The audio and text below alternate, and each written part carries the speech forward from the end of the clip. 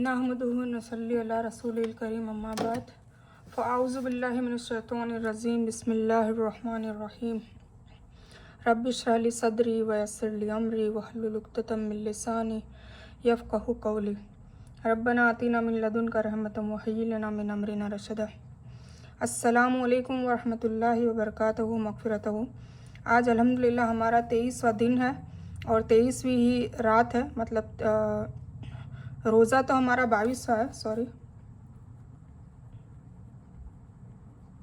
और 22वां रोज़ा है। तो आज की जो रात है मगरिब के बाद हमारा दिन, इस्लामिक दिन शुरू हो जाता है।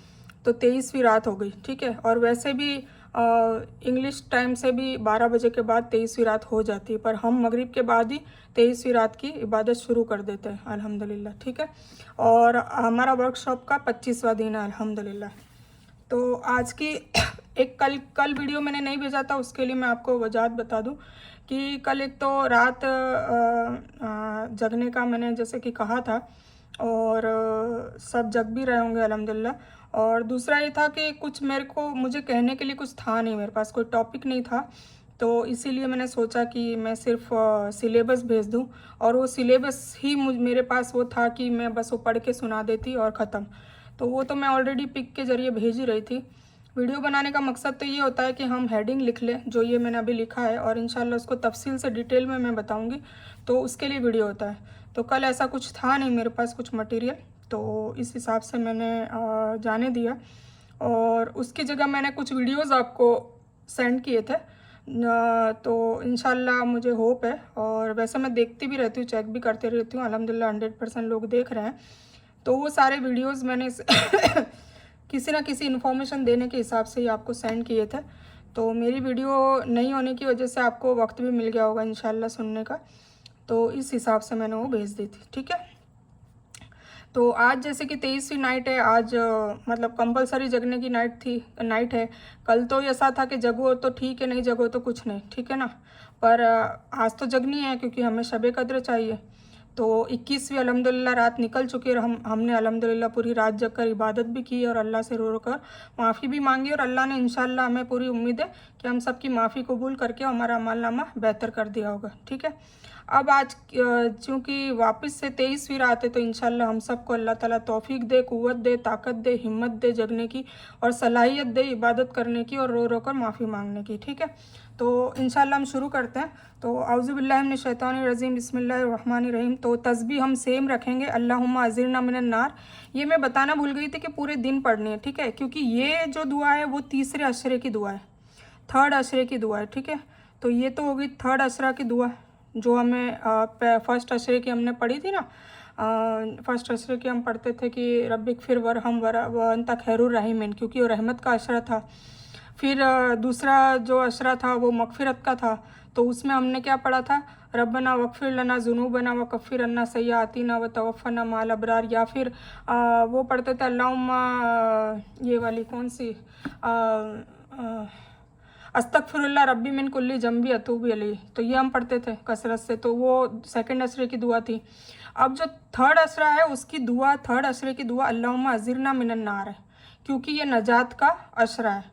नजात मतलब हमारी दीनी, दुनियावी, आखिरत, सारी मुश्किलात की नजात का ये अशरा है। तो सबसे बड़ी नजात किसको माननी चाहिए? इंशाल्लाह आप लोग भी यही मानते होंगे, मैं भी यही मानती हूँ, और यही माननी चाहिए कि सबसे बड़ी नजात हमें किसकी मांगनी चाहिए? जहन्नम की। क्यों? क्योंकि जहन्नम एक ऐसी जगह है कि मैंने आज वीडियो भी भेजा है, इंशाल्लाह कुछ लोगों ने देख ली है, कुछ लोग देख रहे होंगे, तो उसको प्लीज़ आप स्किप ना करें। तो जहन्नम एक ऐसी आग है ना कि मैंने आपको पहले भी बताया, अभी भी बता रही हूँ कि जहन्नम को हल्के में ना लें।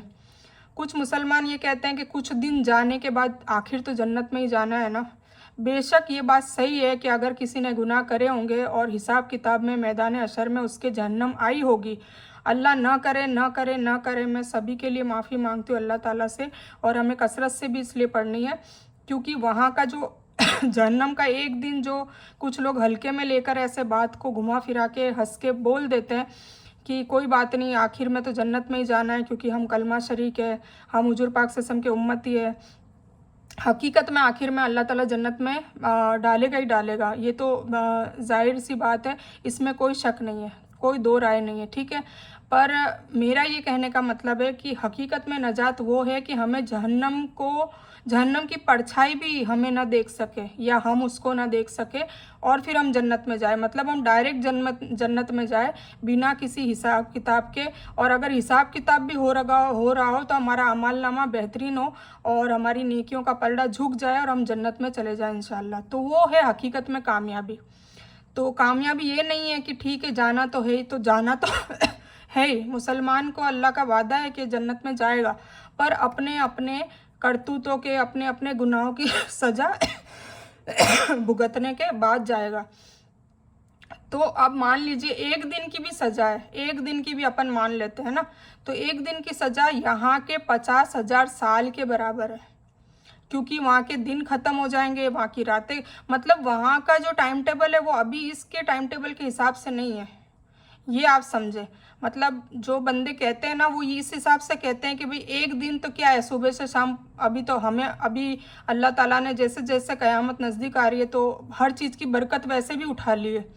तो पहले के दिनों में रातों में भी फ़र्क था, इतनी जल्दी नहीं गुजरते थे, पर अभी तो हर चीज़ की बरकत है, प्यार मोहब्बत की बरकत उठ गई है, पैसों की बरकत उठ गई है। पहले 1 लाख रुपया मतलब लोगों को देखने को नहीं मिलता था और 1 लाख में शादियाँ भी हो जाती थी, सब कुछ हो जाता था, पढ़ाइयाँ हो जाती थी। आज 1 लाख अब आप लेके चलो, किसी भी घर वालों को पूछो कि 1 लाख में क्या होता है, पहले के 10 रुपये के बराबर लाख रुपए की वैल्यू हो गई। तो कहने का मतलब है न माल में बरकत है न टाइम में बरकत है।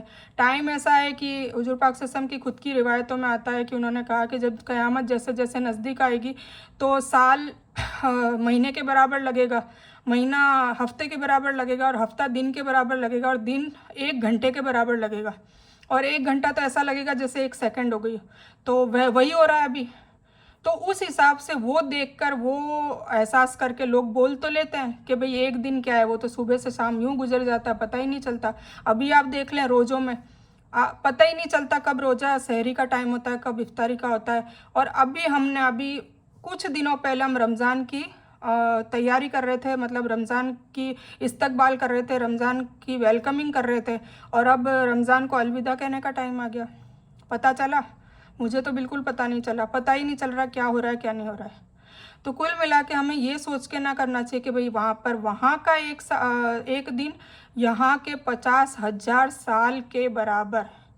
हमारी उम्र भी नहीं है 50,000 साल, तो हम कैसे अंदाज़ा लगा सकते हैं कि हम एक दिन वहाँ पे जहन्नम में बिता लेंगे आराम से? कैसे पता लगा सकते हैं? क्योंकि वहाँ टाइम टेबल भी वहाँ के हिसाब से बहुत अलग है। वहाँ हमारी हाइट 130 फीट कर दी जाएगी, हमारी अभी ज़्यादा से ज़्यादा 7 फीट जो गिनीज वर्ल्ड रिकॉर्ड में आती है, वरना 6 फीट, और ज़्यादातर 5 फीट के ही लोग पाए जाते हैं एवरेज। तो मेरा बताने का मकसद ये है कि हमें इस बात की तैयारी करनी चाहिए कि हम खुद अपने आप को भी और हमारे घर वालों को, फिर उसके बाद हमारे ख़ानदान को, हमारे परिवार को, हमारे ससुराल को, हमारे पियर को, हमारे खुद के शौहर को, हमारे बच्चों को, हमारी नस्लों को हम बचा कर जाएं।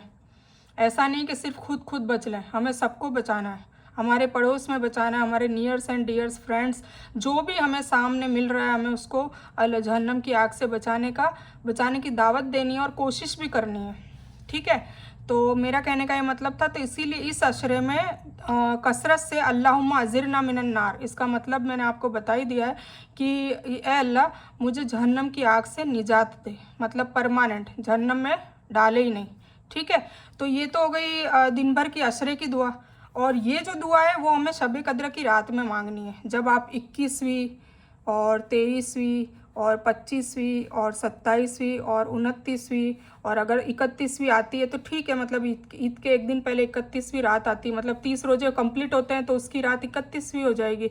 तो ये रातों को एटलीस्ट आप जगें और उसमें ये कसरत से ये वाली दुआ मांगे, क्या, अल्लाहुम्मा इन्नका अफ़ून तुहिब्बुल अफ़्वा फ़अफ़ु अन्ना, मतलब अन्नी हो तो मुझे और अन्ना हो तो हमें, इसलिए हमें हमेशा हमें वाली मांगनी चाहिए, ठीक है। जैसे या हय्यू या कय्यूम बी रहमती का अस्तगीस, अस्तगीस मतलब मुझे, और नस्तगिस ना कर देंगे तो हमें, ठीक है ना। तो ये तो खैर आप लोग अरबी सीखोगे तो पता चलेगा कि और नौ कैसे, वरना हमें अपनी मर्जी से कभी नहीं मिलाना चाहिए। ये तो जब अरबी का नॉलेज आ जाएगा तब आप लोग कर सकते हो, ठीक है। तो अज़िर नी पढ़ेंगे ना, तो अज़िर नी पढ़ेंगे तो क्या हो जाएगा, मुझे बचा। पर हमें, मैंने क्या कहा, हमेशा प्लूरल में मांगनी चाहिए, लोगों के लिए भी मांगनी चाहिए। तो अज़िर ना मिनन्नार, ठीक है।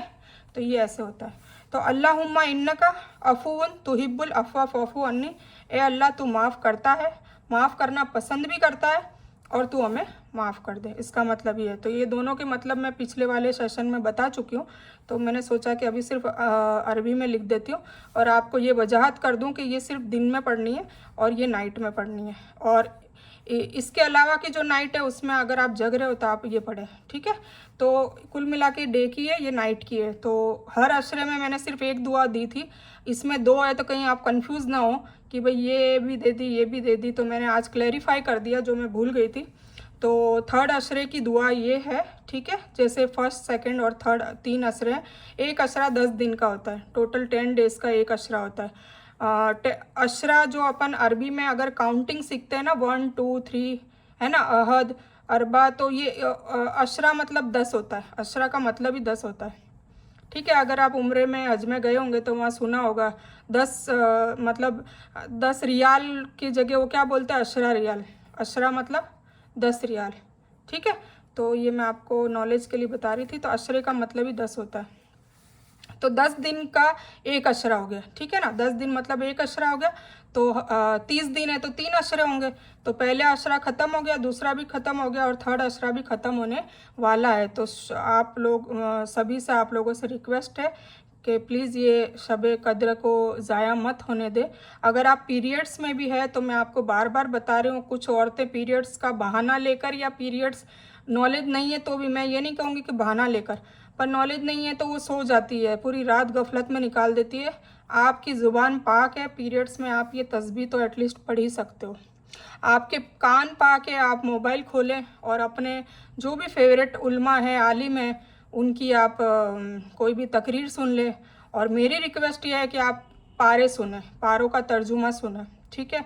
अगर आप पीरियड्स में नहीं भी हैं और आपके पास कुरान शरीफ तर्जुमे वाला नहीं है, आप पढ़ नहीं सकते क्योंकि है ही नहीं, तो आप उसको भी इसमें मोबाइल में सुने, ठीक है। एटलीस्ट 3 पारे अगर आप सुनते हैं, मेरे ख्याल से मेरा जो तजुर्बा है 2-2.5 घंटे या 3 घंटे में, 1 घंटे में एक पारा ख़त्म हो जाता है। और सिर्फ तर्जुमा, मतलब कुछ लोग डिटेल में बताते हैं, ए लेवल तर्जुमा, बी लेवल, थर्ड लेवल, काफ़ी टाइप के तर्जुमे होते हैं। कुछ डिटेल में बताते हैं, जैसे डॉक्टर फरहत हाशमी डिटेल में बताती है, तो उनका एक पारा 1.5-2 घंटे में पूरा होता है। तो और कुछ ऐसे हैं कि सिर्फ फटाफट बस तर्जुमा उन्होंने पढ़ लिया, समझाया नहीं, तो वैसे तर्जुमे आधे पौने घंटे में ख़त्म हो जाते हैं। तो आपकी जैसी इच्छा हो वैसा सुने, पर सुने ज़रूर, ये मेरी रिक्वेस्ट है, ठीक है। तो 10 दिन में 3 पारे सुन लेंगे तो आप 30 दिन में तर्जुमा एक बार आपका फौरी तौर से कान में सरसरी तौर से निकल जाना चाहिए। फिर इंशाल्लाह सेकंड वर्कशॉप स्टार्ट करेंगे तब आपको थोड़ा इंटरेस्ट आएगा, क्योंकि आपने पहले कहीं ना कुछ बात सुन ली होगी, है ना। तो फिर इंटरेस्ट आएगा। और इंशाल्लाह मैंने इस बार प्रोग्राम भी ऐसा बनाया है और अल्लाह ताला बनवाएगा मुझसे कि आपको इंटरेस्ट आए, ऐसा स्टोरी के रूप में ही आपको बताया जाएगा। फिर इंशाल्लाह वर्कशॉप नंबर 3 में हम जाके तर्जुमा शुरू से और तरीके से सुनेंगे, और मैं सुनाऊंगी और आप सुनेंगे इंशाल्लाह, ठीक है। तो अभी मैं इतना ही बोलना चाह रही थी। तो आज की मैंने तस्बीह का आज को डिटेलिंग आपको समझा दी। और 2 दिन से मैं सॉरी, मैं कई बार भूल जाती हूँ, फिर बाद में मुझे याद आता है। तो खैर कोई नहीं, अभी एक रात निकली है। और ये क्या पढ़ना है तो मैंने बता ही दिया था, पर ये दिन में पढ़ना है, तीसरे अशरे की दुआ है और ये शब कद्र की स्पेशल दुआ है, इसलिए थर्ड अशरे में 2 दुआएं आ जाती है, ठीक है, 2 तस्बीह आ जाती है। अभी चूँकि अशरा रमज़ान है इसलिए मैं तस्बीह सिर्फ यही दे रही हूँ। इसके अलावा आपके पास टाइम है, चलते फिरते आप दुरूद शरीफ पढ़ें, अस्तगफिरुल्लाह पढ़ें, आप ला इलाहा इल्लल्लाह पहला कलमा, तीसरा कलमा, चौथा कलमा भी पढ़ें, ठीक है ना। वो सब पढ़ते रहें, वो तो डेली रूटीन के अस्कार हैं, पर ये स्पेशल अस्कार है थर्ड अशरे और शब कद्र की रात के। आज अल्हम्दुलिल्लाह हम इंशाल्लाह सूर्य अलग को कंप्लीट करते हैं। 2 दिन से मैं सूर्य नहीं ले रही थी क्योंकि मैं चाह रही थी कि आप लोग रात जगे, बेटर ये है कि रात जगी जाए। और पर फिर मैंने सोचा कि चलो एक सूर्य तो हम करते ही जाएंगे, 40 दिनों में काफ़ी हद तक हम सूरह कंप्लीट कर लेंगे इंशाल्लाह। तो आपको कुछ ना कुछ 30वां पारा एटलीस्ट समझ में आएगा जब नमाज़ों में आप पढ़ेंगे इंशाल्लाह। तो ठीक है, तो आज हम पढ़ेंगे उस सूरह के बारे में जो हुजूर पाक सल्लल्लाहु अलैहि वसल्लम जब गारे हीरा में थे, गुफा में जाके जब वो एक बिल्कुल आइसोलेट हो चुके थे, कई महीनों से वहाँ पर इबादत में लगे हुए थे और अल्लाह को याद करते थे, तब उन पर वही नाजिल नहीं हुई थी। मतलब तो वो पहले से ही चले गए थे, गुमशुदा हो गए थे, अजीब सी उनमें कैफियत आ गई थी। तो फिर गारे हिरा में एक दिन जिब्रील अलैहिस्सलाम आते हैं और पहली वही नाजिल होती है। तो वो पहली वही इसी सूरत की पहली लाइन है। ठीक है, तो मैं इसीलिए आपको बता रही हूँ। तो वो वही नाजिल हुई और उन्हें पता भी नहीं था कि उनके साथ क्या हो रहा है। फिर वो बहुत घबरा जाते हैं और फिर वो खदीजा रदिल्लाहु ताला अन्हा जब उनकी वाइफ होती है, उस वक्त उनकी शादी हुई हुई होती है उनसे, तो फिर उनके पास जाते हैं और उनको डिटेलिंग बताते हैं इस बारे में। तो फिर वो उनके जो चाचा होते हैं, क्योंकि खदीजा रदिल्लाहु ताला अन्हा यहूद से मतलब यहूदी से मुस्लिम बनी होती है, उन्होंने दीन कबूल किया होता है। तो वो जाते हैं तो उनके चाचा जो थे वो बहुत बड़े आलिम होते हैं उस वक्त के, तौरात वगैरह उनका भी उनको नॉलेज होता है। तो वो कहती है कि घबराओ मत, अभी हम चाचा के यहाँ जाते हैं और फिर उनसे पूछते हैं। तो उनसे जब जाके पूछते हैं, डिस्कशन करते हैं, तो वो कहते हैं कि तुम्हारे पास फरिश्ता आया था अल्लाह की तरफ से और तुम रसूल और नबी हो, तुम्हारे पे नबूवत मतलब वही नाजिल हुई है, तो तुम घबराओ मत। तो ऐसे ऐसे करके फिर वो थोड़े से नॉर्मल अंदाज में आते हैं। तो खैर ये तो डिटेल इंशाल्लाह हम जब डिटेलिंग करेंगे तब बताएंगे। तो ये मैं आपको इसलिए बता रही हूँ ताकि आपको थोड़ा सा बॉन्डिंग हो जाए इस सूरत से कि भाई ये कैसे कब क्या हुआ था। ठीक है, तो इसमें थोड़ा सा तर्जुमे में भी इसमें है वो वाक़या, तो मैं आपको बता देती हूँ। तो मैं सिर्फ तर्जुमा पढ़ूँगी। आउज़ुबिल्लाहि मिनश्शैतानिर्रजीम बिस्मिल्लाहिर्रहमानिर्रहीम। ये सूरह अलक है, इसका नाम क्या है? सूरह अलक। मक्का में उतरी और इसमें 19 आयत है। ठीक है, अल्लाह के नाम से शुरू करता हूँ जो बड़ा मेहरबान निहायत रहम करने वाला है। अपने रब का नाम लेकर पढ़ जिसने पैदा किया। ठीक है ना, इकरा, ये सबसे पहला वर्ड फरिश्ते के जिब्रील अलैहिस्सलाम ने सबसे पहला वर्ड कहा था हुजूर पाक सल्लल्लाहु अलैहि वसल्लम को, इकरा इकरा इकरा 3 बार कहा था। इकरा का मतलब क्या आता है? पढ़। ठीक है, तो ये वाक़या मैं आपको सुना देती हूँ। ये सबसे पहली वही है जो नबी सल्लल्लाहु अलैहि वसल्लम पर उस टाइम आई जब आप हीरा पहाड़ पे, है ना, हीरा गुफा में इबादत में लीन थे, मशगूल थे। फरिश्ते ने आकर कहा पढ़।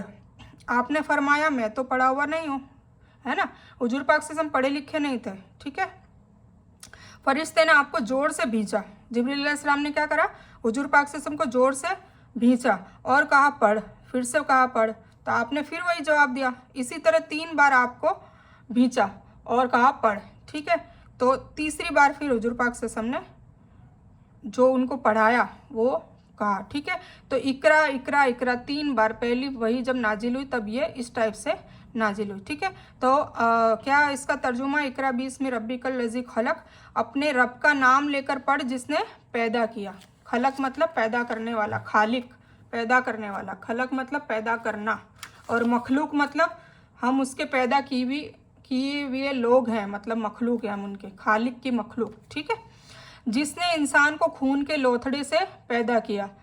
जो साइंस के स्टूडेंट होंगे उनको पता होगा कि जब एम्ब्रियोलॉजी पढ़ाई जाती है तब जब बच्चा पैदा होता है तब वो खून का लोथड़ा ही होता है। मतलब एम्ब्रियोलॉजी में पढ़ाया जाता है कि वो एक अंडा होता है, एक खून का लोथड़ा होता है। उसके साथ फिर जब वो स्पर्म होता है, आदमी का स्पर्म मिलता है तो जाइगोट बनता है, और जाइगोट से फिर वो धीरे धीरे वो बड़ा होता जाता है, फिर उसमें सांसें भी आती है, फिर उसमें उसका दिल, फिर सारे चीज़ें डेवलप होती जाती है। 9 महीने में मुकम्मल एक बच्चा हो जाता है, फिर वो पैदा होता है, बाहरी दुनिया में कदम रखता है। ठीक है, तो पहली ज़िंदगी 9 महीने की उसकी होती है, किसमें? माँ के रहम में होती है, माँ के पेट के अंदर होती है। ठीक है, तो जिसने इंसान को खून के लोथड़े से पैदा किया। तू पढ़ता रहे, तेरा रब बड़ा करम वाला है ना। मतलब जिब्रील अलैहिस्सलाम उनको लगातार कह रहे हैं तू पढ़ता रहे, तेरा रब बड़ा करम वाला है, जिसने कलम के द्वारा ज्ञान सिखाया। कलम के द्वारा ज्ञान सिखाया है ना। कलम मतलब आदम अलैहिस्सलाम को जब पैदा किया था तब उनको सारी चीज़ें मतलब सिखा दी गई, इसको पेड़ बोलते हैं, ये पौधे हैं, ये चरिंदे हैं, ये परिंदे हैं, ये जन्नत है, ये है, सारा इल्म उनको दे दिया था। ठीक है, फिर धीरे धीरे जैसे जैसे उनकी नस्ल बढ़ी तो उनको सिर्फ खेती बाड़ी आती थी, जब उनको ज़मीन पे डाल दिया गया फिर ये इब्लिस का जो भी हुआ है ना, वो इंशाल्लाह हम स्टोरी में कवर करेंगे, मैं अभी पूरा नहीं बता रही।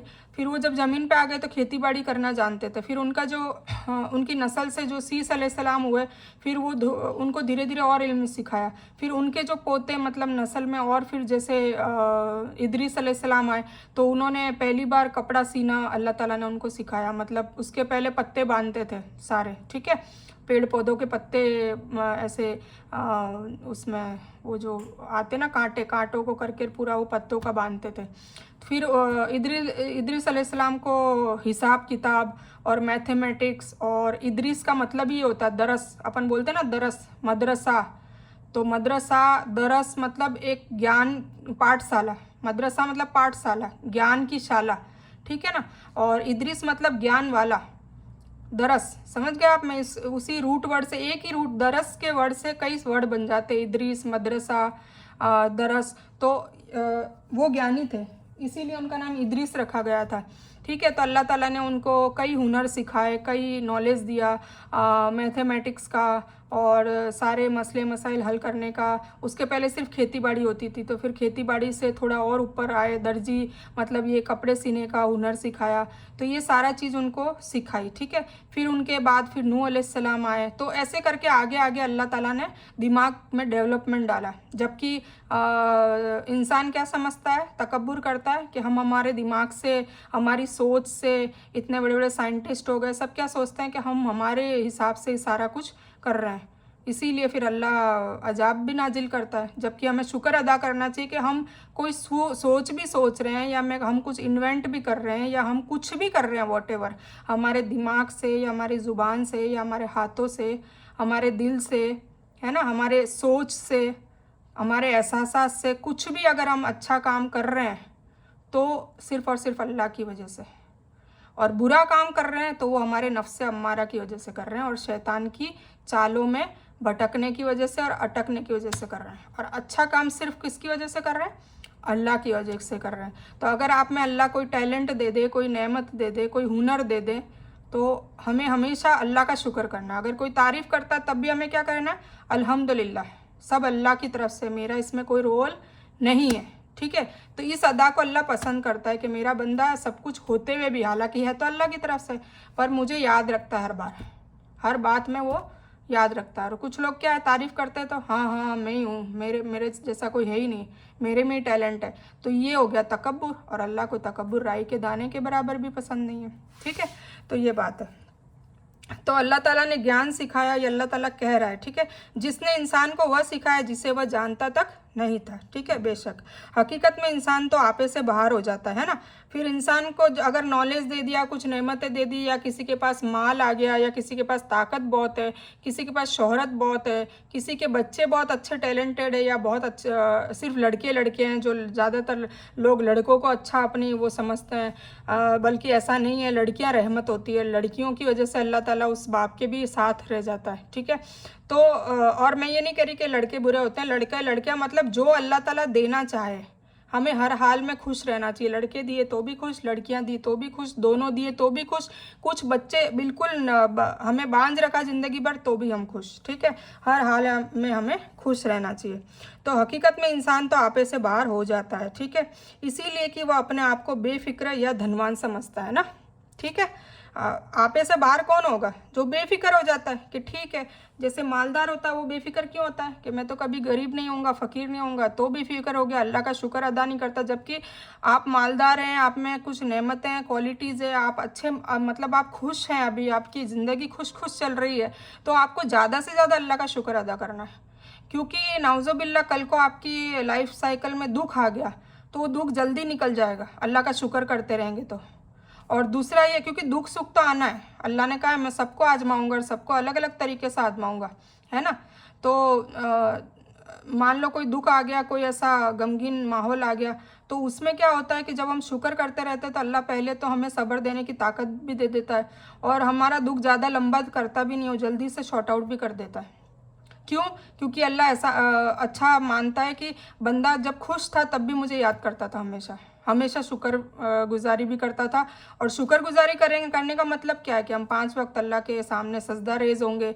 हम अल्लाह के हर बात में हमारा बस यही कलाम होगा कि अल्हम्दुलिल्लाह, ला इलाहा इल्लल्लाह, जज़ाकल्लाह, और अल्लाह की वजह से हम हैं, हमारी कोई औकात नहीं। तो ये तकिया कलाम हमारे दिन रात होंगे। फिर हम अल्लाह की पसंदीदा तस्बीहें भी पढ़ेंगे, सुबह के अस्कार, शाम के अस्कार जो हुजूर पाक से हम पढ़ते हैं, सोने से पहले के अस्कार। तो ये सब पूरा दिन की जो हमारी रूटीन अच्छी रहेगी और सब में अल्लाह अल्लाह अल्लाह अल्लाह अल्लाह आता रहेगा।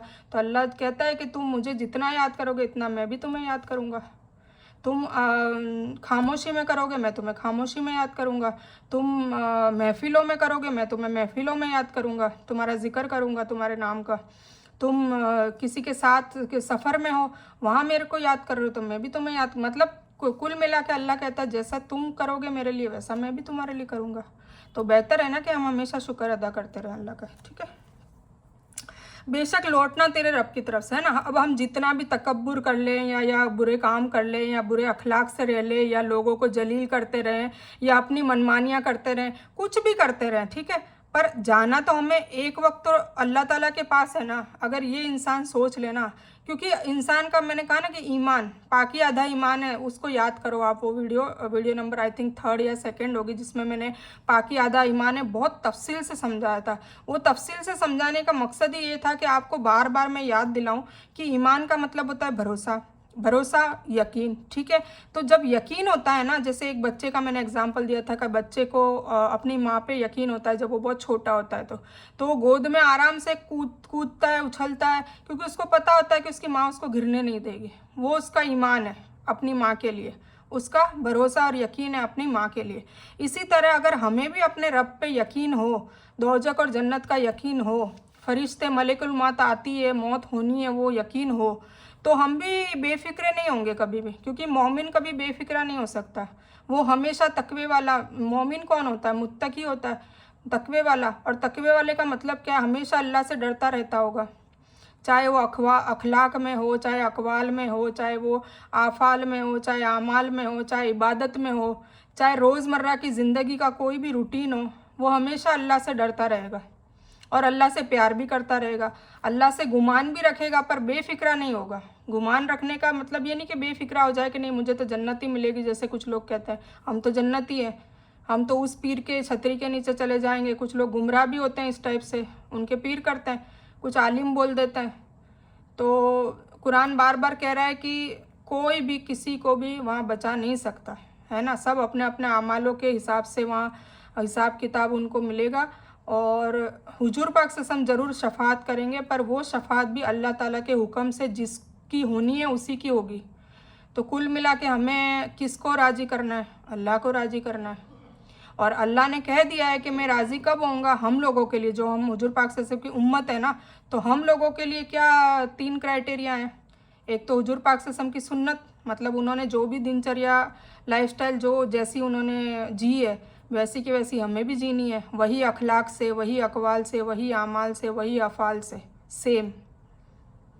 और जैसे कुरान में आता है ना वतीउल्लाह वतीउ रसूल, तो उनकी इताअत करनी है, कुल मिला के उनको फॉलो करना है, मतलब इताअत करनी है, उनकी कॉपी करनी है, ठीक है। और कुरान जो अल्लाह की किताब है, अल्लाह का रसूल, अल्लाह की किताब, और बस अल्लाह हुजूर पाक सल्लल्लाहु अलैहि वसल्लम की हदीस। तो इन तीनों के हिसाब से ही हम जिएंगे तो हमारे जो मसले मसाइल है वो भी कुरान से हम हल करना सीखेंगे। हमारे दिनचर्या हो, चाहे रूटीन हो, चाहे कोई भी मामला हो, शादी का या कोई वसीयत बांटने का या किसी का हक का, किसी का क्या हलाल है क्या हराम है, सब कुछ इस किताब में लिखा हुआ है। पर ये किताब को पहले जानना ज़रूरी है, फिर हम उसके हिसाब से चलेंगे ना, ठीक है। तो हमें बेफिक्र नहीं होना है और अल्लाह ताला से दुआ करनी कि ऐसे लोगों में हमें शामिल ना करे, इंशाअल्लाह आमीन। बेशक लौटना तेरे रब की तरफ से, भला उसे भी तूने देखा जो एक बंदे को रोकता है, ठीक है।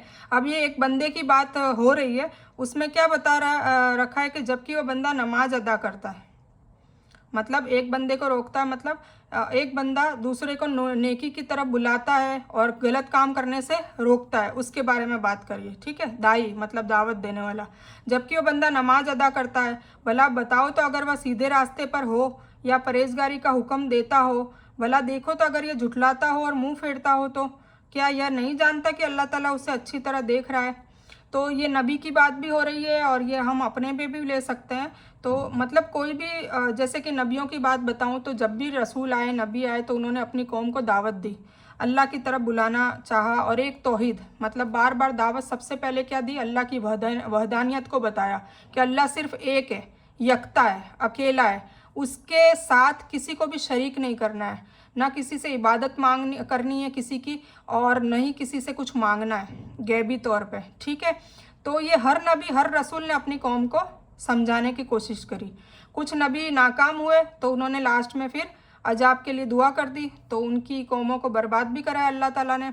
और कुछ नबी सक्सेस हुए, तो सक्सेस भी कैसे हुए कि कुछ कुछ लोगों ने ही उनके मतलब उनकी इताअत करी, फिर वो कहीं और कबीले में जाते, बस जाते, फिर जैसे आबादी बढ़ती फिर वापस। ये शिर्क तो हर ज़माने में पाया गया है, ठीक है।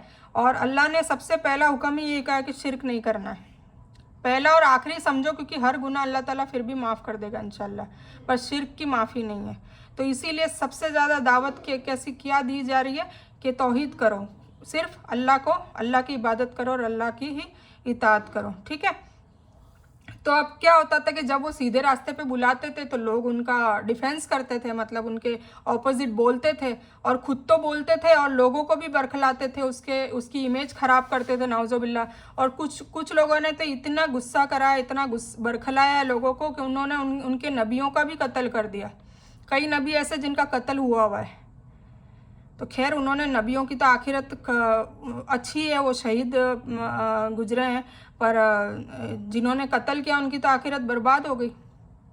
तो ऐसे कई लोग हैं, जैसे हर ज़माने में आते हैं। फिर रसूलों के बाद जैसे हुजूर पाक सल्लल्लाहु अलैहि वसल्लम आखिरी रसूल है, उसके बाद सहाबाओं ने दीन की दावत दी, तो उनके मतलब जो भी दीन की दावत देता है, जो भी अच्छाई के रास्ते पे बुलाने की कोशिश करता है और बुराई का रास्ता रोकने की कोशिश करता है, तो आज दिन तक ये चला आ रहा है और आने वाले क़यामत तक चला आ रहा होगा कि उसको सब्र करना पड़ता है। सब्र की ताकीद इसीलिए वल असर में दिए, व तवासौ बिल हक़ और तवासौ बिल सब्र, क्योंकि जब भी आप हक़ बात करेंगे, हक़ बात मतलब जब भी आप कुरान के हवाले से बुलाएंगे, नेक कामों में बुलाएंगे और बुरी आदतों से छोड़ने के लिए मना करेंगे, तो हर बंदा छोड़ नहीं सकता है, उनकी नफ्स को मार नहीं सकता है, नफ्स अम्मारा के खिलाफ वो नहीं जा सकता, क्योंकि अगर वो जाएगा, क्योंकि मोमिन को तो मोमिन की दुनिया नहीं होती, जेल टाइप होती है, उनको काफ़ी चीज़ें बर्दाश्त करनी होती है, क्योंकि अल्लाह ताला ने अहकाम ही मोमिन कैसे बताए हैं, ठीक है। तो फिर हमें बर्दाश्त भी नहीं, हम झगड़ालू नेचर के हैं, हमें सब्र भी नहीं है, कोई हमें दो बातें सुना दे तो मजाल है कि हम उनको जवाब दिए भी ना रह जाए, तो ऐसे भी हैं, तो हम मोमिन कैसे बन सकता है। तो फिर क्या होता है कि जब इंसान ये सब चीज़ें अपनी ज़िंदगी में ला नहीं पाता है, तो वो क्या करता है कि वो खुद तो जहन्नम की आग की तरफ जा ही रहा होता है, पर वो दूसरों को भी बरखलाता है, और जो सच्चा जो होता है, जो दावत दे रहा होता है, उसके खिलाफ सबको भड़का देता है। और लोग भड़कते भी जल्दी है, क्योंकि अच्छी बातों पे आना किसको पसंद है। और आजकल के ज़माने में तो बहुत मुट्ठी भर लोग रह गए हैं जो अच्छी बातें सुनना भी पसंद करते हो, वरना सुनना भी पसंद नहीं करते हैं। तो अल्लाह हम सबको तौफीक दे कि हम अच्छी बातें सुने, हक़ बात सुने और हक़ पे हिदायत पाएँ, और हिदायत सच्ची और पक्की मिले इंशाअल्लाह, और हमारी ज़िंदगी और आखिरत भी सुधर जाए, ठीक है। तो आमीन सुम्मा आमीन। तो ये उनके बारे में बताया जा रहा है कि जब भला बताओ अगर वह सीधे रास्ते पर हो और परहेजगारी का हुक्म देता हो, तो भला देखो तो अगर ये झुठलाता हो और मुँह फेरता हो, तो फिर क्यों अल्लाह ताला की, और अल्लाह ताला ये सब देख रहा है, जो नेक राह पे बुला रहा है उसको भी देख रहा है, उसकी कोशिशें भी देख रहा है कि ये तो सबको जहन्नम की आग से बचाना चाहता है, तड़प है, इसलिए ये सब कोशिशें कर रहा है। ये भी तो मेहनत कर रहा है ना नेक काम के लिए, ठीक है। और जो बरखला रहा है वो भी मेहनत कर रहा है, पर वो गलत रास्ते के लिए कर रहा है, और वो नेक जो बंदा है उसके खिलाफ भी भड़का रहा है। तो यानी खालिस तौहीद, एकेश्वरवाद और नेकी के कामों की शिक्षा जो नरक की आग से इंसान को बचा सकती है, तो क्या यह चीज़ें नमाज पढ़ना या तकवा की जो नसीहत देना, ऐसी बातें उनका विरोध किया जाए, है ना। एक अल्लाह ताला समझा रहा है, तो क्या अगर कोई अच्छी बात समझा रहा है तो क्या उसका विरोध करना चाहिए। तो भी लोग करते हैं और ज़्यादातर करते हैं और क़यामत तक ही करते ही रहेंगे। हुजूर पाक सल्लल्लाहु अलैहि वसल्लम के सामने भी उनके चाचाओं ने विरोध किया। फिर हुजूर पाक सल्लल्लाहु अलैहि वसल्लम का वफ़ात हो गई तो उसके बाद सहाबाओं ने कोशिश करी तो उनका भी विरोध किया गया और आज दिन तक विरोध चलता ही आ रहा है। ठीक है, तो अल्लाह ताला कह रहा है कि कोई नेक काम के लिए बुलाता है, नमाज पढ़ने के लिए कहता है, तकवा कहने के लिए करता है, तो क्या तुम उनकी मुखालिफत करोगे, तुम उनका विरोध करोगे और फिर उस पर उसे धमकियाँ भी दी जाए, मारने की धमकियाँ दी जाती थी और किसी को तो कत्ल भी कर रखा है। कई लोग शहीद हुए हैं, कई सहाबा शहीद हुए हैं दीन की राह में। ठीक है, तो ये बताया जा रहा है और ये क़यामत तक चलता रहेगा। बस हमें कोशिश करनी है कि हमें भड़काने वालों में या भड़कने वालों में शामिल नहीं होना। ठीक है, बाकी अल्लाह सबको अपनी अपनी हिदायत दे और तौफीक दे। बेशक अगर ये नहीं रुका तो हम उसकी पेशानी के बाल पकड़कर घसीटेंगे। किसके लिए? कि जो नेक राह पे लाना चाह रहा है और उसका विरोध खड़ा कर रहा है खुद भी और लोगों को भी बरखला रहा है उसके खिलाफ, तो उसके लिए अल्लाह कह रहा है, अल्लाह ताला क्या कह रहे हैं कि उसके लिए क्या अजाब होगा।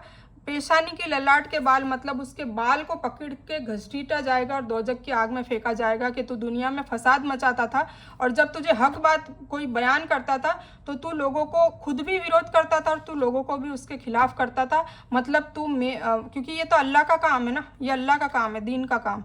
तो तू मेरे काम, अल्लाह कहेगा कि तू मेरे काम में रुकावट डालने की कोशिश कर रहा था, तेरी मजाल कैसे हो गई।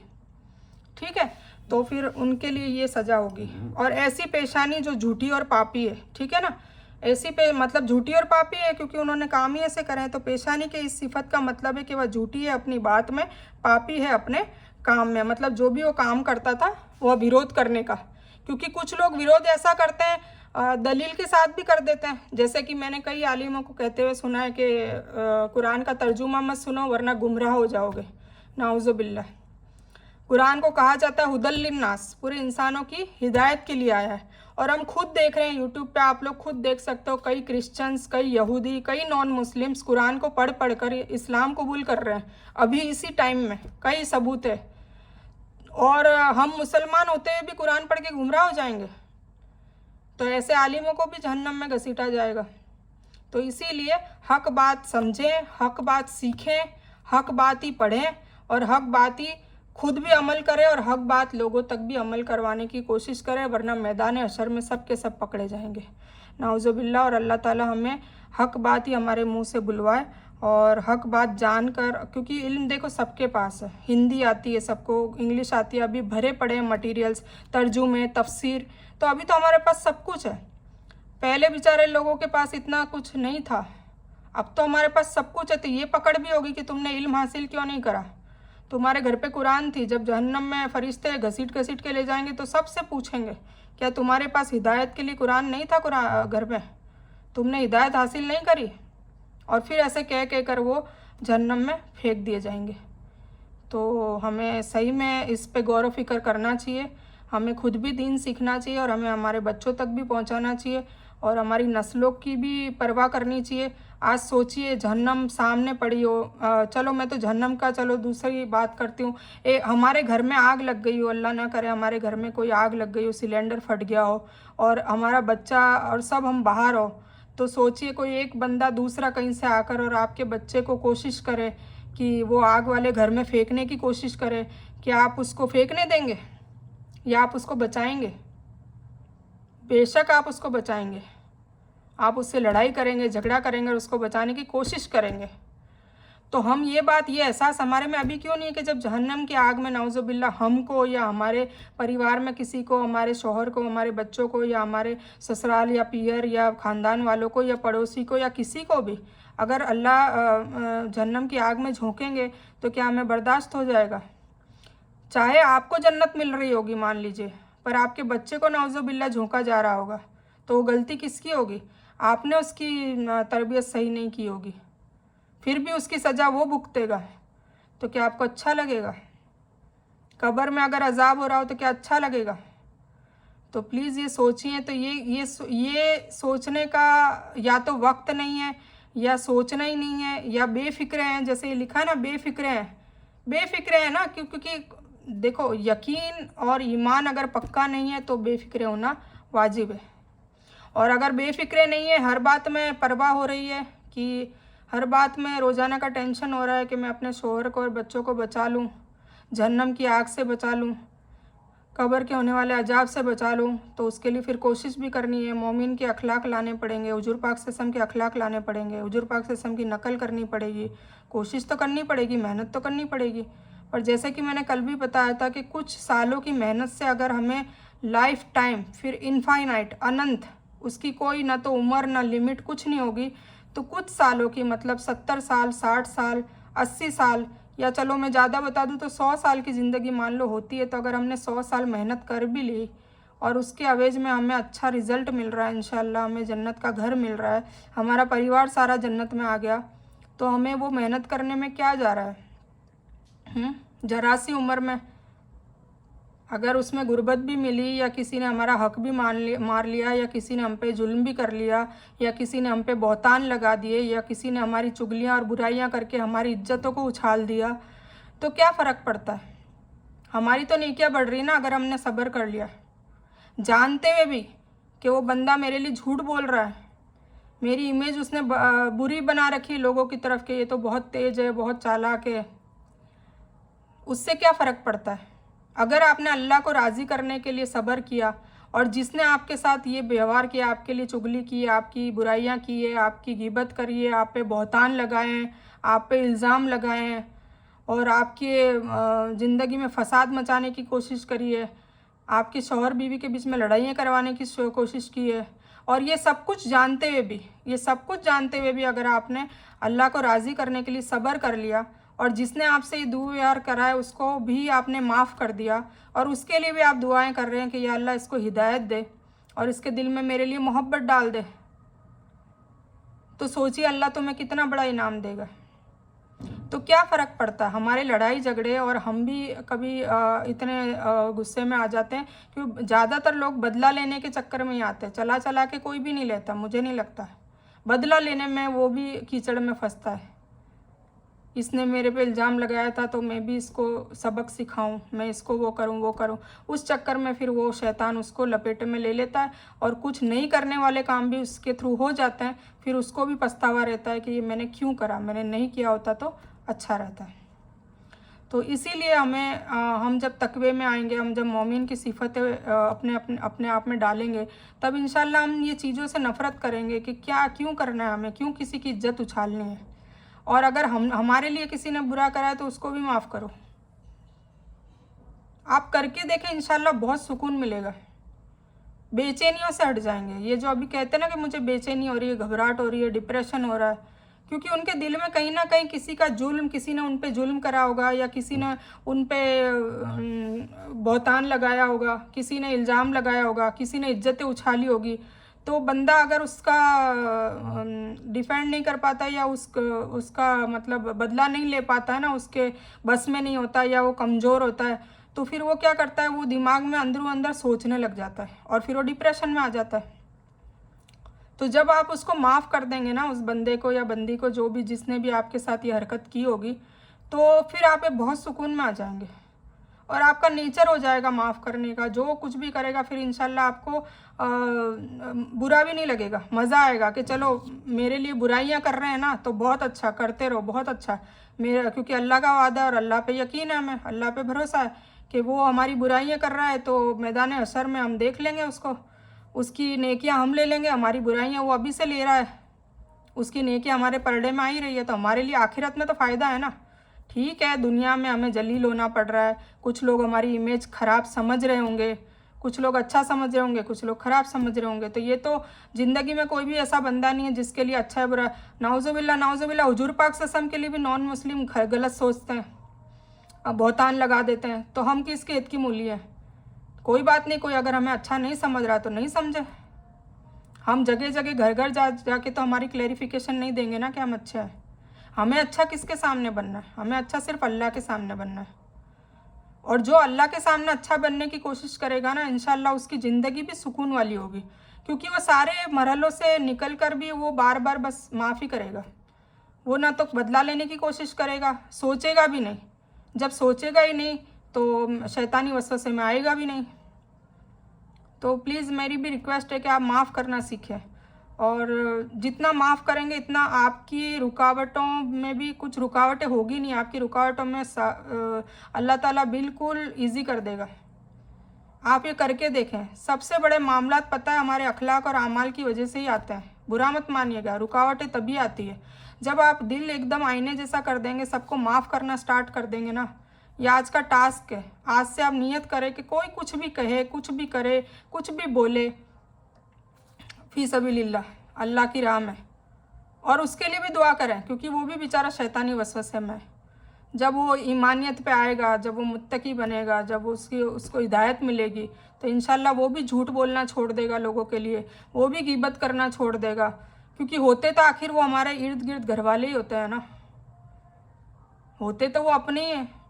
बाहर का किसी को कोई फुर्सत नहीं है कि वो आके हमारे लिए बुराइयाँ करे या बहतान करे। सब आपस में घर वाले ही करते हैं एक दूसरे की। घर का भेदी लंका ढाए, मुहावरा होता है ना। तो कुल मिला के मेरा कहने का मतलब है कि आता है गुस्सा, फौरी तौर पे आ जाए, कोई बात नहीं, फितरत होती है, पर फट से दुआ मांगिए, अस्तगफिरुल्लाह कहिए और अल्लाह के लिए सब्र करें, है ना। अल्लाह के लिए जितना सब्र करेंगे, या अल्लाह देख, ऐसे कहकर मैं तो खुद कहती हूँ, या अल्लाह देख ये जुल्म कर रहा है, ये गलत बोल रहा है, इसने जो बहतान लगाया ऐसा मैंने बिल्कुल नहीं किया है, पर फिर भी अल्लाह, और मैं इसका जवाब भी दे सकती हूँ अल्लाह, पर फिर भी मैं तेरे लिए सब्र कर रही हूँ।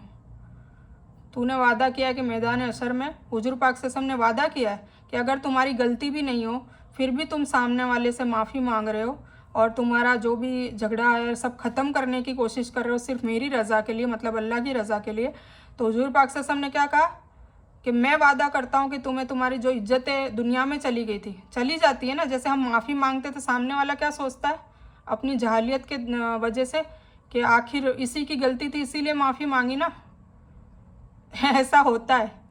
मैं मतलब मेरे मामलात में चलो मैं मेरा नाम नहीं ले रही, कुछ लोग मांगते हैं तो सामने वाला यही सोचता है, लोगों को भी बताता है कि देखो आखिर उसकी गलती थी इसलिए माफ़ी मांगी गई है, जबकि वो जहालत के दौर में जी रहा है, उसे ये भी पता नहीं कि अल्लाह की रज़ा के लिए सब कर रहा है। क्यों? क्योंकि नबी का वादा है और मुझे पूरा यकीन है, हमें पूरा यकीन है कि हुजूर पाक सल्लल्लाहु अलैहि वसल्लम ने कहा है कि अगर तुम्हारी गलती नहीं होने के बावजूद तुम्हारे को जिल्लत किया जाता है, तुम्हारी बेइज्जती की जाती है या तुम्हारी इज्जतें उछाली जाती है, तो मेरा वादा है तुम आखिरत में सारी इज्जतें मैं खुद वापस लौटाऊँगा। तो कितनी अच्छी बात है, पर उसके लिए हमें यकीन होना चाहिए। बाकी आधा ईमान है, उस ईमान में तफसील में मैंने बताया था ना कि भरोसा, उस बच्चे के जैसा भरोसा होना चाहिए जो अपनी माँ की गोद में उछल कूद कर रहा है कि वो घिरेगा नहीं।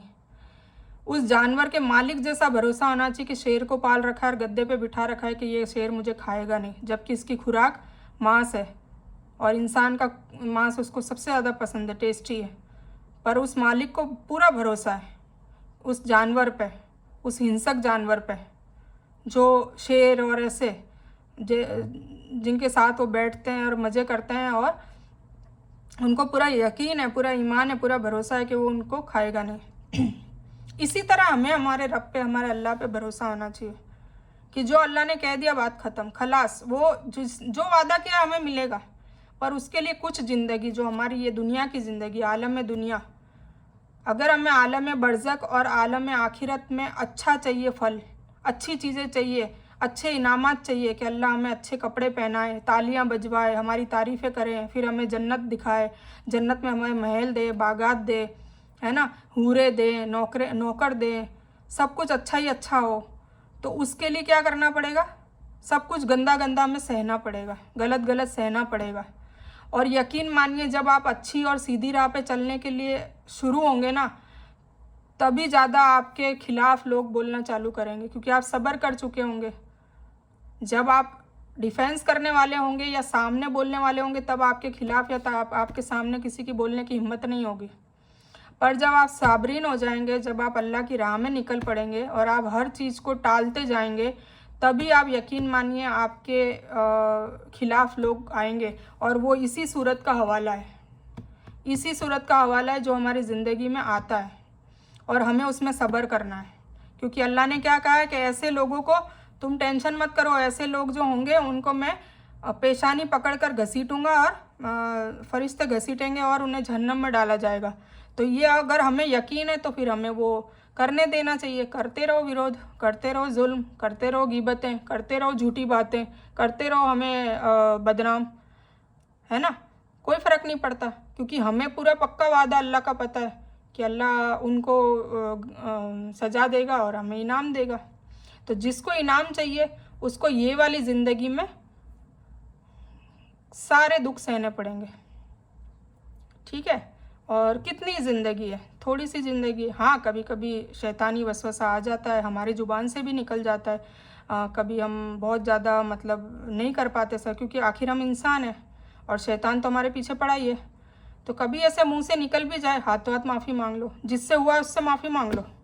पास में है तो ठीक है, नहीं तो फ़ोन करके हाथों हाथ, मेरी गलती थी माफ़ कर दो, ख़त्म बात। सामने वाला कुछ भी सोचे, सामने वाला यही सोचेगा ज़्यादातर कि आखिर यही गलत थी इसलिए माफ़ी मांगी। कोई बात नहीं, कोई फ़र्क नहीं पड़ता। आप गलत नहीं हो तो भी माफ़ी मांगो, आप गलत हो तो भी तो माफ़ी मांगनी ही मांगनी है। और कोशिश ये करनी है कि आपकी कभी गलती हो ही नहीं, और फिर भी हो जाता है, हम इंसान हैं, ईमान ऊपर नीचे होता है। कई मामलों में हमारा मूड सही नहीं होता है, या हम बीमार होते हैं, कमज़ोर होते हैं, तब गुस्सा ज़्यादा आता है, तो हो भी जाता है। पर हाथों हाथ तौबा। बस अल्लाह यही कहता है कि तुमसे गुनाह होंगे, ऐसा नहीं कि बिल्कुल तुम मुत्तकी हो गए, मोमिन हो गए तो ज़िंदगी भर तक अब तुम गुनाह ही नहीं करोगे। नहीं, अल्लाह ने ऐसी, क्योंकि हमें बनाया ही ऐसा है, और हमारे लिए हमारे पीछे शैतान भी छोड़ा है, वो अल्लाह ने ही तो करा है ना सारा। ये सब चीज़ें, सब सेटलमेंट क्या है, सब प्लानिंग्स क्या है, किसकी हिम्मत और ताकत या औकात होगी जो अल्लाह के खिलाफ बरखला सकता है। अगर इब्लीस की भी औकात है, अल्लाह की वजह से कर पा रहा है ना, अल्लाह की इजाज़त से वो कर पा रहा है। और अल्लाह यही देख रहा है कि कौन इब्लीस के चंगुल में फंसता है, या कौन इतना नेक है कि मेरे पे इतना भरोसा कर रहा है कि उसके वसवसे में आ ही नहीं पा रहा। और कभी आ जाता है तो हाथों हाथ तौबा भी करता है, और अल्लाह को तौबा करने वाले पसंद ज़्यादा है। पर इसका मतलब ये नहीं कि हमें गुनाह करते रहना है, नहीं। कभी से एक हमारा पैर गलती से फिसल जाए तो फटाक से अल्लाह की तरफ वापस आना है, कहने का मतलब ये है, ठीक है।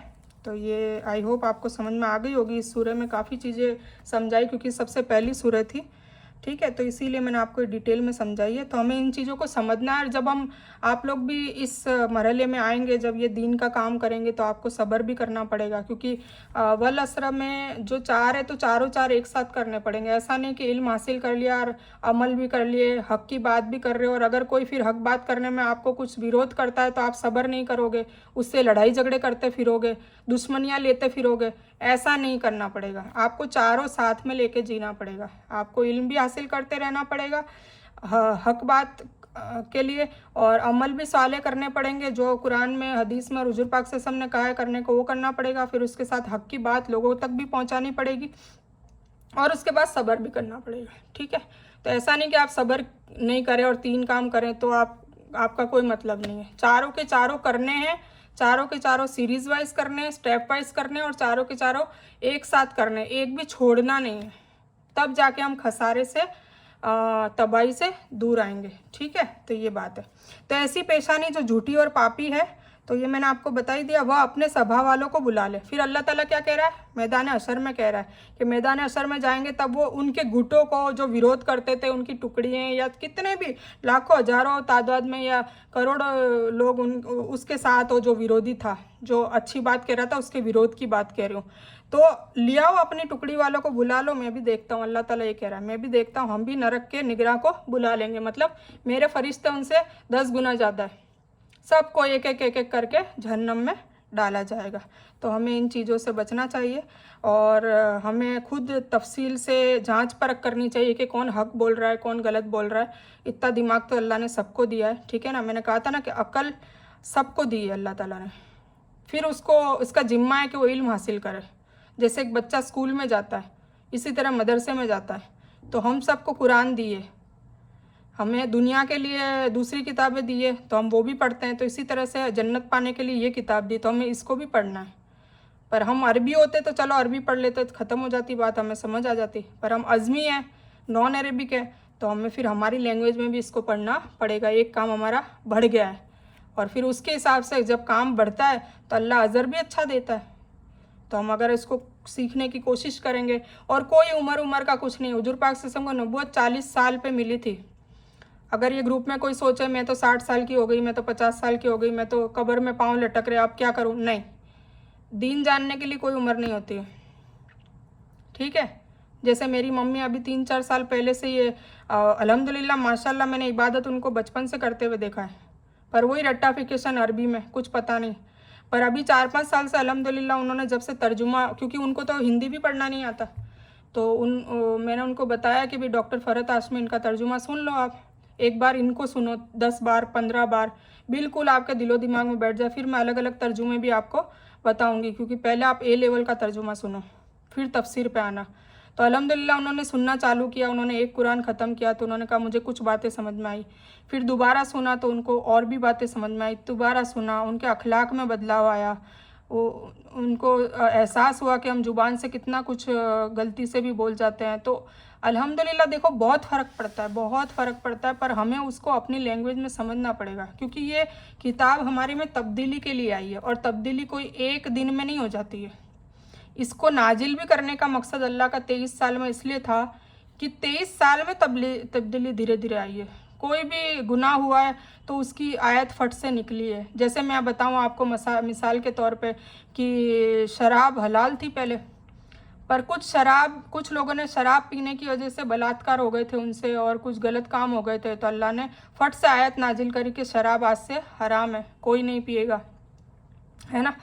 तो और पहले पर्दा नहीं था, तो फिर कुछ ऐसी हालात मौजूदा हुए कि औरतों पे पर्दा नाजिल करा, पहले पर्दा नहीं था। तो ऐसे कई मामलात अल्लाह ताला ने मतलब ऐसे देख दिखा के फिर उसके बाद वो नाजिल करें, जिसको शरीयत कहते हैं, रिसालत, रसूल हुजूर पाक सल्लल्लाहु अलैहि वसल्लम रसूल है ना, कानून कायदे कानून सिखाने के लिए। तो अल्लाह ताला का हुक्म जो नाजिल हुआ मक्की सूरतों में और मदनी सूरतों में कानून नाजिल हुए। तो ये 23 साल में उतारने का मकसद ही ये था, वरना कुरान तो पूरा लोहे महफूज में एक साथ लिखा हुआ है। दुनिया बनाने से कई साल, कई अरबों खरबों साल पहले से ही कलम को पैदा किया और ये कुरान को लिख लिया गया। कलम को बनाया, कलम तेरे रब के हुक्म से लिखना चालू कर, तो लिखना शुरू हो गई, और लोहे महफूज में कुरान महफूज था।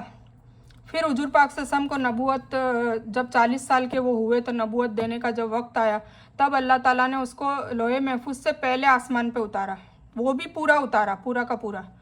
फिर पहले आसमान से जैसे जैसे अल्लाह का हुक्म था वैसे वैसे जिब्रील अलैहिस्सलाम जो फरिश्तों के सरदार है, और उनका काम शुरू से यही रहा है कि वही पहुंचाना, वही मतलब मैसेज पहुंचाना। जो भी आयत अल्लाह ताला कहता, कोई सूरत पूरी नाजिल करता या आयत कहता, तो वो सारी की सारी नबियों तक, रसूलों तक पहुंचाने का काम किसका है? जिब्रील अलैहिस्सलाम का। तो फिर वो पहले आसमान से फिर वो टुकड़े टुकड़े में ला ला के कुरान को 23 साल में नाजिल किया। कितने साल में? 23 साल में, 23 ईयर्स। ठीक है। तो ऐसा नहीं है तो घबराएं भी नहीं, ये बताने का मकसद मेरा ये था, एग्जाम्पल देने का मकसद ये था कि कोई उम्र नहीं होती दीन सीखने की। जैसे कि मेरी मम्मी ने अभी 3-4 साल पहले शुरू किया, तो उनकी तकरीबन 70 साल उम्र है, अल्हम्दुलिल्लाह माशाल्लाह। ठीक है। तो ऐसा नहीं है। और मेरी दादी सास का मैं एग्जाम्पल दूँ, मैं शादी करके आई थी तो तकरीबन वो होगी 70 साल की उस वक्त होगी। वो भी अरबी में खूब पढ़ती थी, जैसे मेरी मम्मी पढ़ती है दिन के 7 पारे 6 पारे। तो फिर उनको भी मैंने यही कहा कि आप ये अरबी में इतना सारा पढ़ते हो, आपको पता भी है कि आप क्या पढ़ रही हो? तो ले नहीं। तो मैंने कहा आपको उर्दू या हिंदी आती है? कि उर्दू बहुत अच्छे से आती है। तो फिर मैंने उनको तर्जुमे वाला कुरान ला के दिया, और अल्हम्दुलिल्लाह वो पढ़ती थी, तो पढ़ पढ़ के बहुत दुआएं भी देती थी अल्हम्दुलिल्लाह मुझे, और ख़ुद भी रोया करती थी। मेरे खुद का चश्मदीद, मैं खुद गवाह हूँ। और मैं कभी कभी फ्री में बैठती थी तो उनको हदीसें भी काफ़ी सुनाया करती थी। वो कहती थी मेरे पास आके कभी कभी तू बैठ जाया कर और मुझे सुनाया कर, मुझे बहुत अच्छा लगता है। जब मैंने पहली बार यहाँ पे हमारे घर में इस्तिमा करा था तो बहुत खुश हो रही थी, बहुत। तो वो बॉडी लैंग्वेज देख के भी समझ में आता है कि इनको दीन सीखने का कितनी तलब है। नहीं सीख पाते हैं, तो जब उनमें बहुत मतलब तड़प थी सीखने की। ठीक है। तो अल्हम्दुलिल्लाह वो काफ़ी, फिर उन्होंने काफ़ी उस तर्जुमे वाले कुरान को बहुत बार रिपीट किया, बहुत बार उन्होंने पढ़ा, और हर बार जब भी पढ़ती थी वो खुद कहती थी कि मुझे अब है ना सारी चीज़ें मेरे दिलों में, मतलब पहले तो सिर्फ ठीक है मैं ज़ुबान से पढ़ती थी, पर दिलो दिमाग में बैठ रही है और मुझे बहुत अच्छा लग रहा है।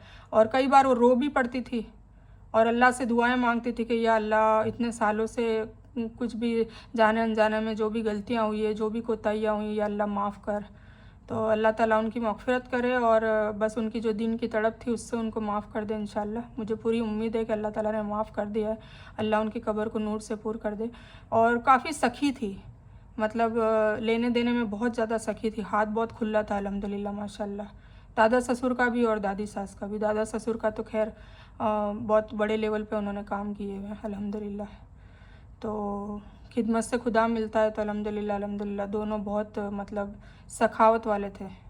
हाथ बहुत खुला था, किसी को भी कोई भी मजबूरी में आता, किसी का भी ऐसा कभी खाली हाथ नहीं भेजा उन्होंने। अपने लेवल पे जो बन सकता था किया।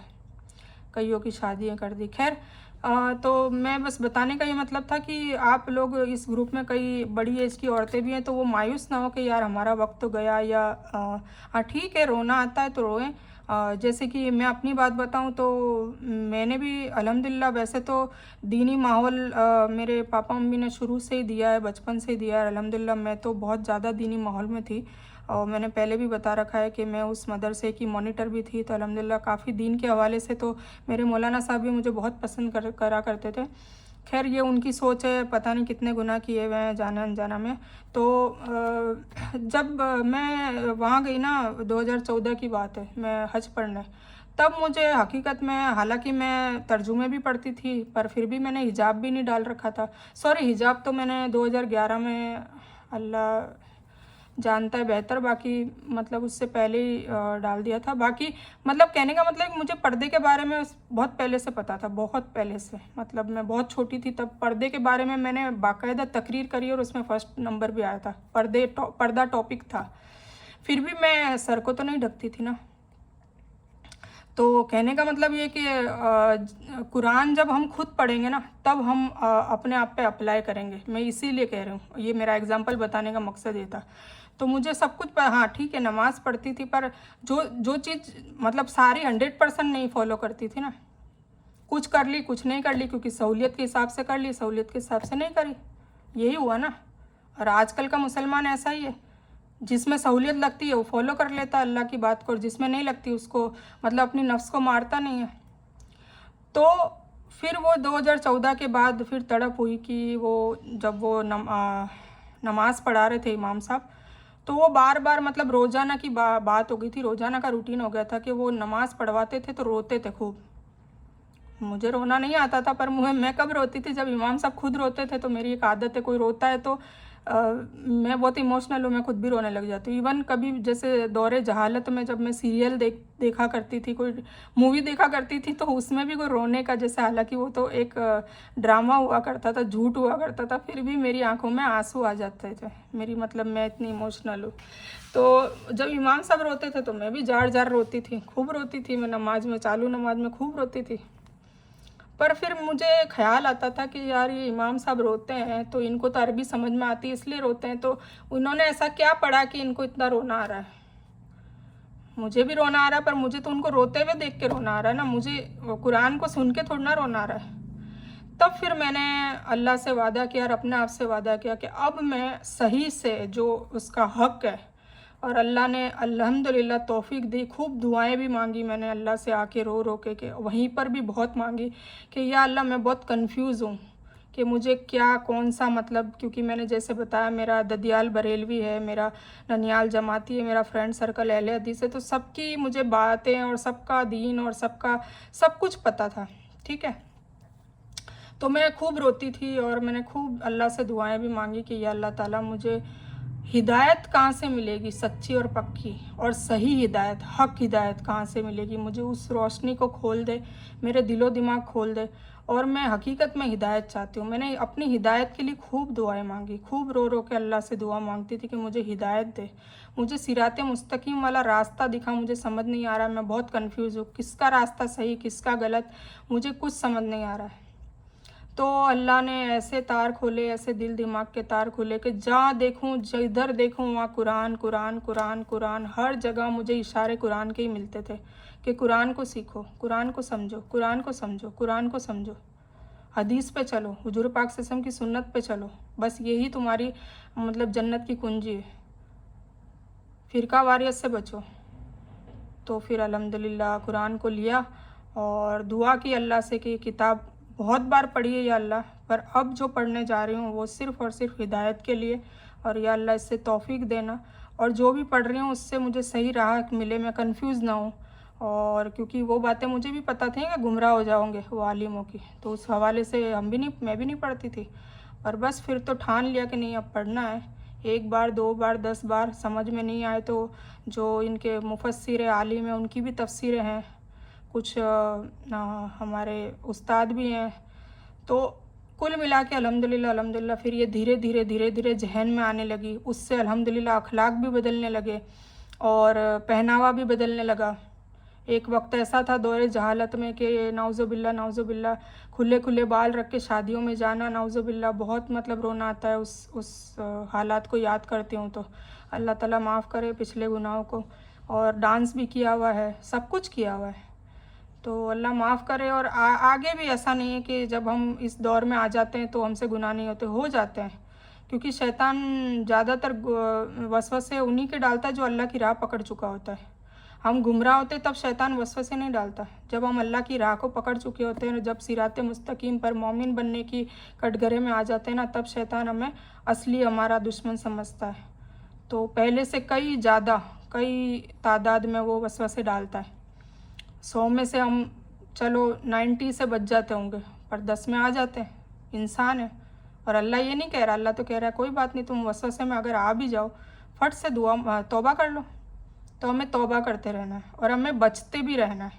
और हमें गुनाहों को, और कुछ गुनाह ऐसे जिनको नस्ते नाबूद मतलब ख़त्म ही कर दिया, अगर नहीं करना है तो नहीं करना, बात ख़त्म। चाहे जलील कर दिए जाए दुनिया में, चाहे लोग कितना ही हमें गलत समझे, बुरा समझे, हक बात करनी है तो हक बात, दैट्स इट। चाहे उस बात में माँ गलत हो तो माँ को बोलना है, बाप गलत हो बाप को बोलना है। तब उस वक्त ये नहीं सोचना है कि नाराज़ हो जाएंगे हमारे चहीते। जो गलत है वो गलत है, उनको बुरा लगे तो ठीक, सही लगे तो ठीक। तो कुल मिला के ये है कि जब हम ऐसी लाइन में आएंगे तो इंशाल्लाह ये सब हालात आप लोगों को भी देखने पड़ेंगे। तो उसके लिए ईमान बढ़ाने के लिए और ताकत लेने के लिए, हिम्मत अफजाई के लिए ये सूरत का तर्जुमा पढ़ें, मेरा कहने का मतलब ये है। और मायूस ना हो कि भाई मेरी उम्र इतनी बड़ी हो गई तो अब मैं क्या करूँ, नहीं।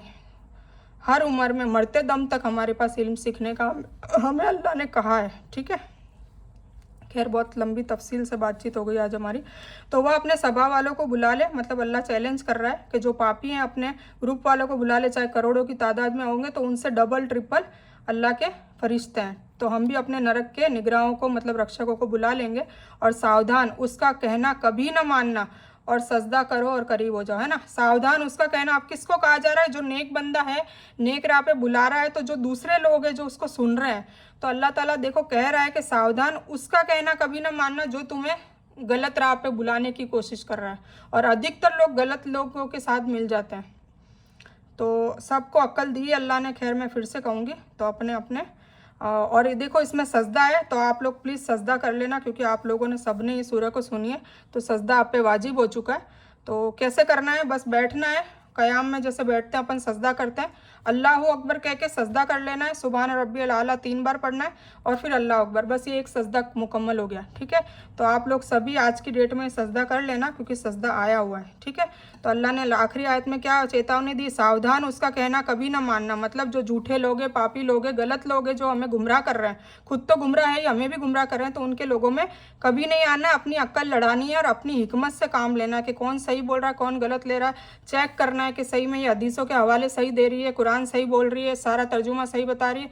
अगर ये सही है या ये सही बता रहा है, जो भी सही है, तो हमें बस उसके साथ चलना है, ठीक है। और अपने लिए दुआ भी करनी है, क्योंकि सीधा और सच्चा रास्ता अल्लाह ही बता सकता है, ठीक है ना। तो अपने लिए खूब हिदायत के लिए, अपने बच्चों के लिए, अपने शौहर के लिए कि या अल्लाह ताला सीधी और सच्ची राह तू ही दिखा सकता, हमारी कोई औकात नहीं है, कोई भी हमारी औकात नहीं कि हम किस रास्ते पे चल रहे हो, सही है भी कि नहीं। तो हिदायत की हमेशा दुआ मांगते रहे। और अल्लाह कह रहा है कि सजदा करो और करीब हो जाओ, मतलब सजदे में सबसे ज़्यादा करीब अल्लाह ताला किस पोजीशन में होता है, जब हम सजदे में होते हैं, इसीलिए दुआएं भी सजदे में मांगनी चाहिए। और मैं बताना भूल गई थी कि फ़जर की नमाज में सजदा कर लेना सारा, हाँ। तो हम जब ये नमाज़ें पढ़ते हैं तब जो सजदे करते हैं ना, 2 सजदे हर रकात में करते हैं, उन सजदों में भी हम दुआ मांग सकते हैं। ये बताना मैं बार बार भूल जाती हूँ, अभी याद आ गया। तो उसमें बस ये शर्त ये कि अरबी में होनी चाहिए। जैसे मैंने जितनी दुआएं आपको अरबी में बताई है, अल्लाहुम्मा इन्नी असअलुकल जन्ना, अल्लाहुम्मा अज़िरना मिनन्नार, या अय्युह या कय्यूम बिरहमतिका नस्तगीथ, हस्बी अल्लाहु ला इलाहा इल्ला हुवा अलैहि तवक्कलतु हुवा रब्बुल अर्शिल अज़ीम, रदीतु बिल्लाहि रब्बन बिल इस्लाम दीनन व बि मोहम्मदिन सल्लल्लाहु अलैहि वसल्लम नबिया। तो ये सारी जो दुआएं हैं जो अरबी में आपको आती, रब्बना आतिना फिद दुनिया हसनतम व फिल आखिरति हसनतम व किना अज़ाबिन नार, फिर रब्बिरहमुमा कमा रब्बयानी सगीरा, रब्बना हबलना मिन अज़वाजिना व ज़ुर्रिय्यतिना कुर्रता अयुन वजअलना लिल मुत्तक़ीना इमामा, रब्बना आतिना मिन लदुनका रहमतम व हय्यि लना मिन अमरिना रशदा। मतलब जितनी भी अरबी में दुआएं आपको याद हो, ठीक है, तो आपको सजदे में जब सजदा करते हैं ना, सुबहान रब्बिल आला पढ़ते हैं 3 बार, उसके बाद उस वो मौके पे आप दुआएं मांगे, पर अरबी में होनी चाहिए। और फिर उसके बाद आप अत्तहियात तो दुरूद इब्राहिम क़याम में बैठ के पढ़ते हैं, फिर दुआएं मासूरा पढ़ते हैं। तो सलाम और उसके बीच में भी आप ये सारी दुआएं मांगा करें। और इसके बीच में एक दुआ आप ज़रूर मांगे, ये क़याम की बात है, अल्लाहुम्मा इन्नी औज़ु बिका मिनल मिन अज़ाबिल कबर, मिन अज़ाबिल जहन्नम व बिल अज़ाबिल कबर महयाती वल ममाती। अब मैं देखो भूल रही हूँ, बाकी ये दुआ आपको करनी है। मैं इंशाल्लाह कल के उसमें याद रहा तो मैं आपको इंशाल्लाह वो मैं लिख के बताऊँगी, ताकि वो आपको क़याम में ज़रूर पढ़नी है। उसका तर्जुमा ये है कि अल्लाह ताला मुझे जहन्नम की आग से बचा। सोचिए हम रोज़ाना हर रकात में पढ़ रहे हैं, तो इंशाल्लाह दुआ कबूल होगी ना। और नमाज के अंदर पढ़ रहे हैं, अल्लाह से मांग रहे हैं। और अल्लाह नमाज में कहता है, जब हम अलहम्दो की 3 आयत पढ़ते तब कहता है कि मेरे बंदे अब तू मुझसे जुड़ गया, तूने मुझसे वादा किया है, मेरी तारीफ़ भी कही है, और तूने वादा किया है कि ए अल्लाह हम सिर्फ आज से तेरी ही इबादत करेंगे और तुझी से मदद मांगेंगे। तो अल्लाह क्या कहता है, फरिश्ते ये जो भी मांग रहा है इसकी दुआ कबूल कर लो। तो फिर हम जो भी मांगेंगे वो कबूल होगा। तो उसमें क्या मांगते हैं, जहन्नम के आग से बचा, कब्र के अजाब से बचा, दुनिया में जो अभी हम जिंदा है और मरने तक जितनी भी परेशानियां हैं उन परेशानियों का हल दूर कर। मेरे हिसाब से इस दुआ में सब आ गया। और दज्जाल का जो फितना चल रहा है, या दज्जाल फितना में हम अगर ज़िंदा रहे या हमारी नस्लें ज़िंदा रहे, तो उस फितने से भी हमारी हिफाजत करना। सोचिए क्या क्या बच गया, जहन्नम की आग से बच गए, कब्र के अजाब से बच गए, ज़िंदगी में होने वाली मुश्किलात और परेशानियों से बच गए, और दज्जाली फितने से बच गए। तो इसके अलावा तो मेरे हिसाब से कोई दुआ होती ही नहीं है। तो ये दुआ आपको हर रकात में मांगनी चाहिए, ठीक है। तो हमने सूरह अलग कंप्लीट कर ली। अब दुआ है, अल्लाहुम्मा इन्नी असलुका, ए मेरे रब मुझे अता कर इल्मन नाफियन रिस्कन तैयबन व अमलन मुतकब्बला। पिछली बार मैंने मुबारकन फ़ी लिख दिया था, पर ये एक्चुअल में दुआ ये है, अल्लाहुम्मा इन्नी असलुका इल्मन नाफियन रिस्कन तैयबन व अमलन मुतकब्बला। ए अल्लाह हमें नफ़े वाला इल्म और हलाल रिस्क और कबूल होने वाले अमल अता करने की तौफीक दे। मतलब हमें अता कर, या तो अता कर हो गया इसका, ठीक है, और अमल करने की तौफीक दे। अता नहीं होता, अता तो अल्लाह करता है ना, अमल करने की तौफीक दे, आमीन, ठीक है। और फिर उसके बाद 10:30 से लेके क्या टाइम हुआ है, अभी 9 बज रहा है, 10:30 से 3 बजे तक का अगर आप चाहो तो वीडियो अटेंड करें। चाहो क्या, मेरी रिक्वेस्ट है कि सभी को करनी चाहिए, ठीक है। और आज मैंने एक वीडियो भी भेज दी है कि अगर कोई उसको बिदात समझता हो तो प्लीज़ ना समझे। बहुत तफसील और डिटेल के साथ वो बताया गया है, और उसको मैंने दलील भी दे दी है कि आप ये देख लें। उसके बावजूद भी अगर आपकी नहीं इच्छा है तो आपकी मर्ज़ी है, बाकी आप करेंगे तो आपको इसका बहुत फ़ायदा मिलेगा, ठीक है। तो खैर आपकी मर्ज़ी है, 10:30 से 3 बजे तक वो करें, वरना आप अपने हिसाब से एटलीस्ट जगें, ठीक है ना। और फिर तहज्जुद का टाइम हो जाता है 3 बजे, तो तहज्जुद पढ़ें और दुआ करें। और फिर जो इनाम लेने का टाइम तो तहज्जुद के और फजर के बीच में ही होता है एक्चुअली में, तो बस उसमें फिर रो रो के अल्लाह से खूब मांगे। अगर अपने हिसाब से नहीं मांग सकते तो मेरी जो वीडियो है ना दुआ की, वो स्टार्ट करें और आमीन आमीन कहते रहे, तो इंशाल्लाह उसमें आपको रोना भी आ जाएगा, और आपकी फिर जितनी भी दुनिया की हाजतें हैं वो भी उसमें शामिल करके मांगे, और खूब अपने दुआओं की मगफिरत मांगे, ठीक है। तो ये हो गया। और हो सके तो सारी रात जागे, वरना एटलीस्ट ईशा, तहज्जुद और फजर ये ना छोड़े, ठीक है ना। मतलब अगर सोना भी चाहो तो ईशा पढ़ के तुरंत सो जाओ सूरह मुल्क पढ़कर, और फिर उठ जाओ और सहरी के पहले तहज्जुद पढ़ लो, और फिर सहरी करके फजर पढ़ लो, और सहरी और तहज्जुद के बीच में दुआ मांगो। पर उसमें बहुत हौच पौच होता है, खासकर लेडीज़ के लिए, इसीलिए मैं कहूँगी कि आपको जगना चाहिए। अगर हमें साल भर के इनामात के लिए सिर्फ 4-5 रातें जगनी पड़ रही है, या हम मुसीबत उठा रहे हैं, या हमें नींद नहीं पूरी हो रही है, तो क्या फ़र्क पड़ता है, इनाम भी तो मिल रहा है ना। तो कुछ करेंगे, और फिर अल्लाह क्या कहता है, जितनी जिसने कोशिश की उसको मैंने उतना दे दिया। तब आपकी मर्ज़ी, आप कितनी कोशिश कर रहे हैं कि नहीं कर रहे हैं, वो भी सब आप पे, ठीक है। खैर मैं इस बयान को अब यहीं मुकम्मल करती हूँ। तो इस बयान में कुछ भी दीन की अच्छी बात अल्लाह की तरफ से है, और बुरी या गलत बात जो गलती से अनजाने में हो गई हो, मुझसे पता भी ना चला हो मुझे, तो वो मेरी तरफ से है, और उसके लिए मैं अल्लाह से और आप लोगों से माफ़ी की तलबगार हूँ। मैं कोई आलिमा नहीं हूँ, एक तालिब इल्म हूँ। अल्लाह मेरी कोशिश से आपको सही नफ़े बख्श इल्म पहुँचाए, और मेरी दुआ यही है कि आप लोगों की दुनिया और आखिरत में भी आप लोगों को सुकून मिले। ठीक है, आमीन या रब्बल आलमीन। रब्बना आतिना मिन लदुनका रहमतुम व हय्यि लना मिन अमरिना रशदा। अल्लाहुम्मा सल्लि अला मोहम्मद व अला आलि मोहम्मद कमा सल्लैता अला इब्राहीम व अला आलि इब्राहीम इन्नका हमीदुम मजीद। अल्लाहुम्मा बारिक अला मोहम्मद व अला आलि मोहम्मद कमा बारकता अला इब्राहीम व अला आलि इब्राहीम इन्नका हमीदुम मजीद।